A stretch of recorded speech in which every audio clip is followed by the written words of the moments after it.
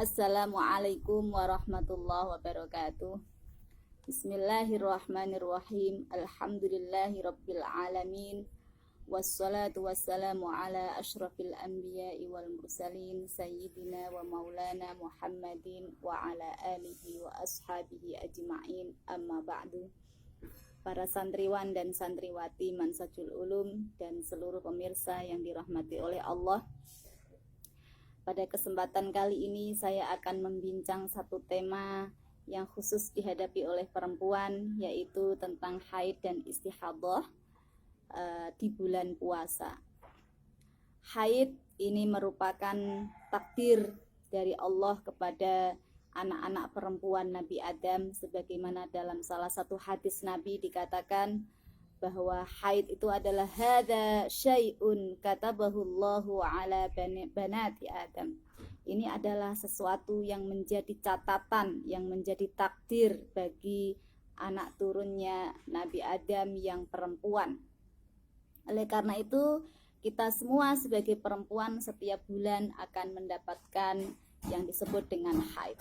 Dalam fikih dikatakan bahwa haid itu adalah darah yang keluar dari rahim perempuan dengan jalan yang sehat.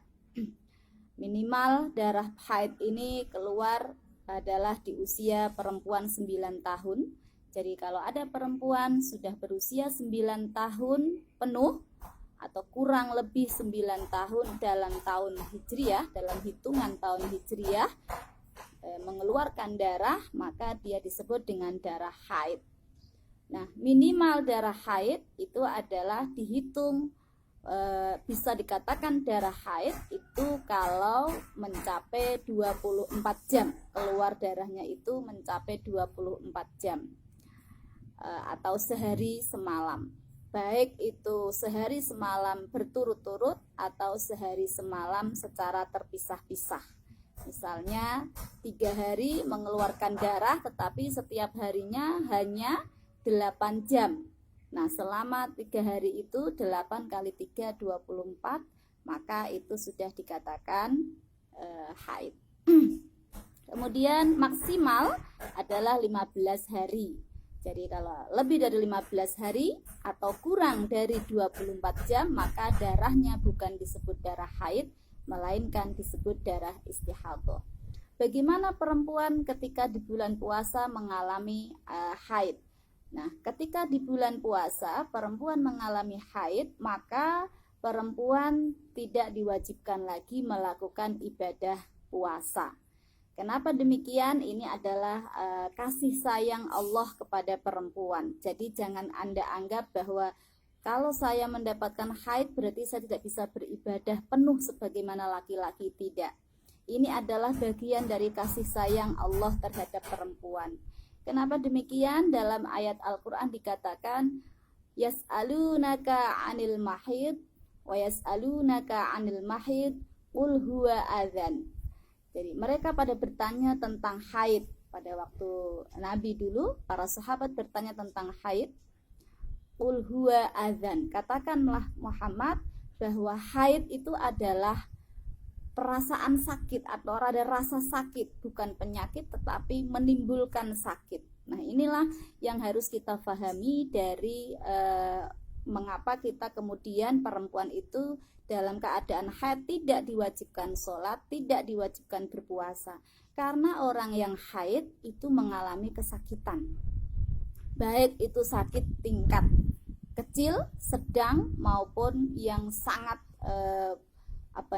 luar biasa. Ada yang cuman mules-mules, ada yang pusing, pasti itu akan dialami oleh setiap perempuan.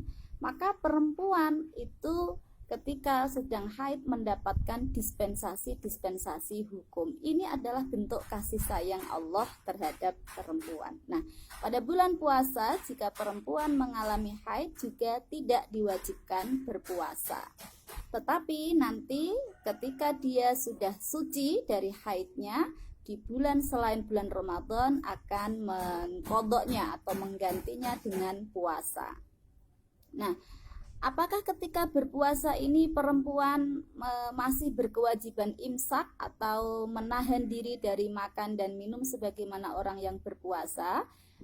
Nah, ini di dalam puasa bagi orang yang haid itu tidak diwajibkan melakukan imsak, melainkan cukup disunahkan. Artinya kalau Anda melakukan imsak itu mendapatkan pahala, tetapi tidak wajib. Kalau Anda tidak kuat, misalnya karena kondisi haidnya luar biasa sakitnya, kadang ada yang disebut dengan delepen, ya, biasanya ada yang punya siklus memang seperti itu, setiap menghadapi hari-hari pertama itu mengalami kesakitan yang luar biasa, bahkan dibuat berbaring juga sakit, duduk sakit, tiduran sakit.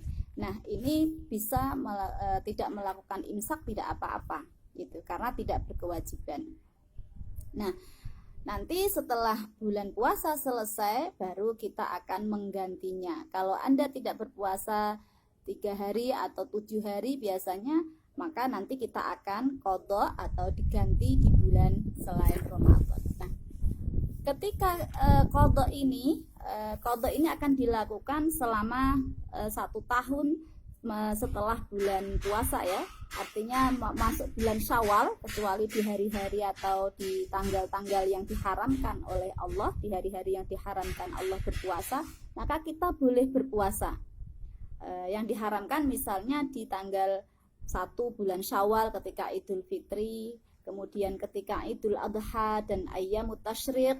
Nah, ini yang tidak boleh dilakukan berpuasa untuk mengqadha. Selain itu kita bisa melakukan puasa qadha.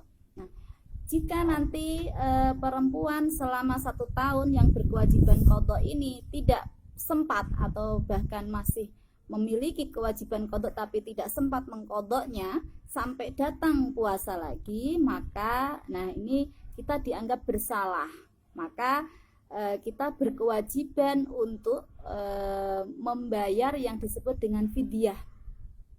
Misalnya Anda punya qadha 7 hari bulan puasa ini, tapi sampai puasa tahun depan datang Anda masih tersisa 2 hari yang belum diqadha. Gimana ini? Nah, maka di dalam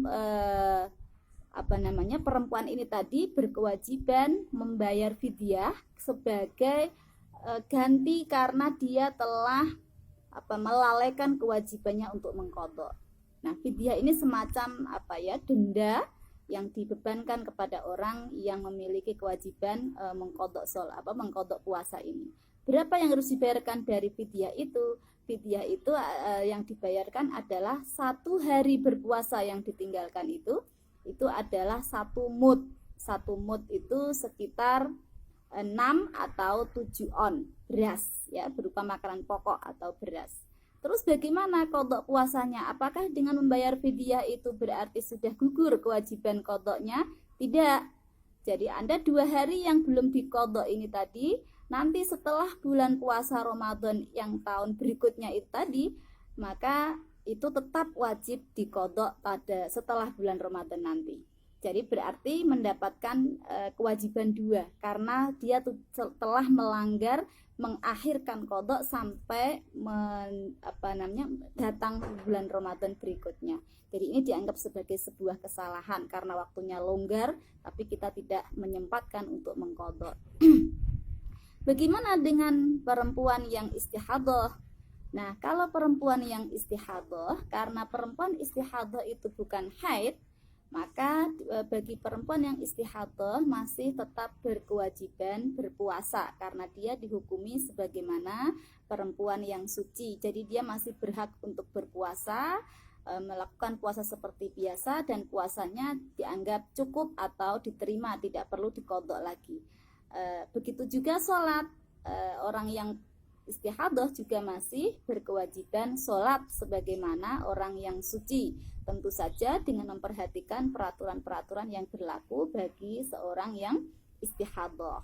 Nah, selain puasa, apakah nanti di bulan Ramadan dengan keadaan yang haid ini perempuan berarti tidak bisa beribadah? Tidak.